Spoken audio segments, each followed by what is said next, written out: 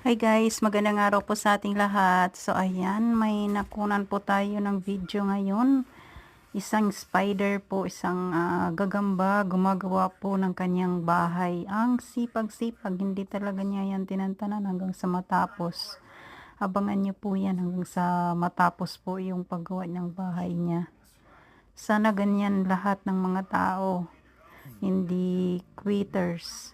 Hindi titigil hanggat hindi maabot ang kanyang mga pangarap sa buhay. Hindi dapat tayo nag-give up agad sa mga pagsubok na dumarating sa ating buhay.